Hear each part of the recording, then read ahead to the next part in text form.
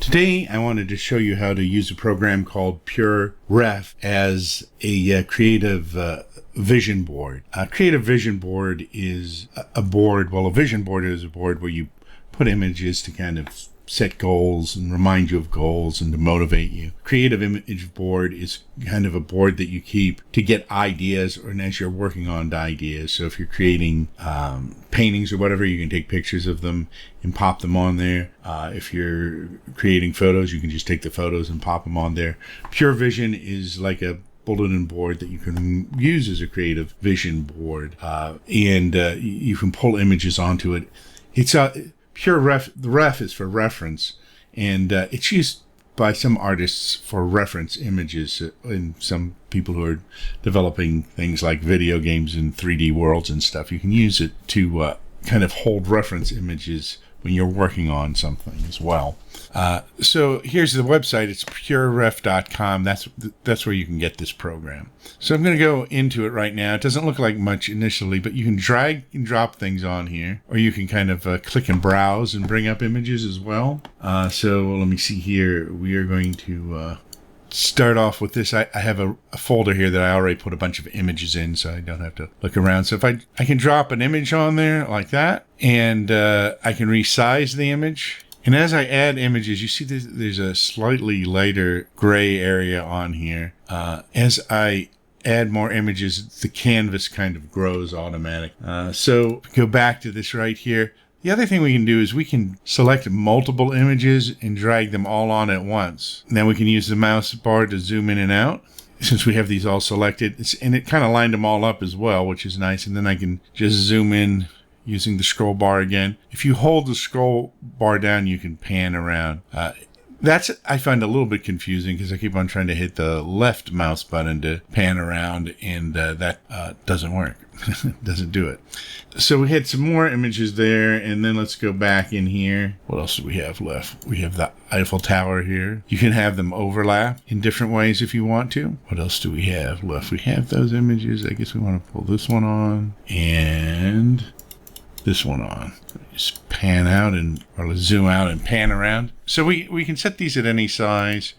Click on them to bring them forward in it, just like you were laying it out on a desktop or on putting them up to a bulletin board itself. And you can move these around. So the other thing you can do is you can right click and you get a lot of different options. For instance, we can click on draw, and right down here we can change the color of this pen to whatever we want. We can actually mark things up. We can circle things or make arrows or whatever you want to do to draw on it. I'm just using a mouse right now, but if you have a stylus and a pad, it's a lot easier, obviously. We can put a note on, and a note, we can just type whatever the note is that we want. We can also change the color of it to whatever you want. So if we want to make that white, apply. And we can drag this around and put it on top of images and do whatever you like on that.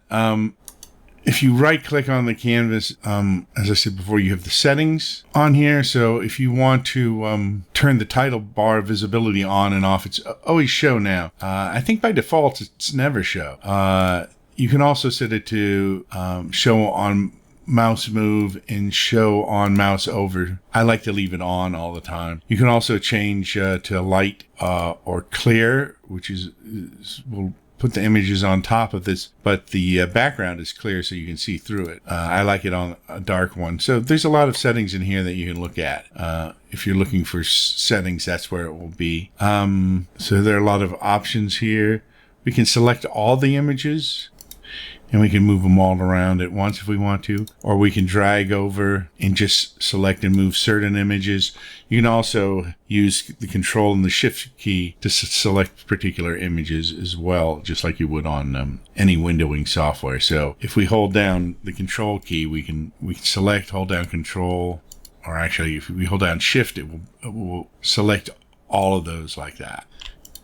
Actually, the control key doesn't work, so it's just the shift key that works on this one. All right, so we can also We can also save this as a scene. So if we save this, it will ask us for a name and it will put a .pure on it. So if we save this and then we want to go down here and go to open, we have this board here. So we can save multiple different boards and go back to them and re-edit them later. The other thing you can do is you can export. So you can export the scene or you can export all images. So if you export the scene itself, it will turn it into a PNG image file, and you can save them all as a big image file, and the size of the image kind of depends on how many images you have and what area you're covering. Other thing you can do is you can go down here and you can go to save, export all images, and this will just take the individual images, I think, and export them all to a folder.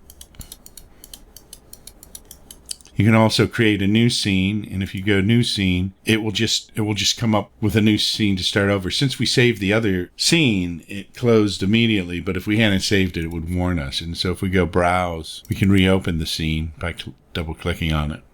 So you see how you can save the scene and then bring it back in, which is a handy feature in and of itself. So that's how you can use PureRef as a creative vision board.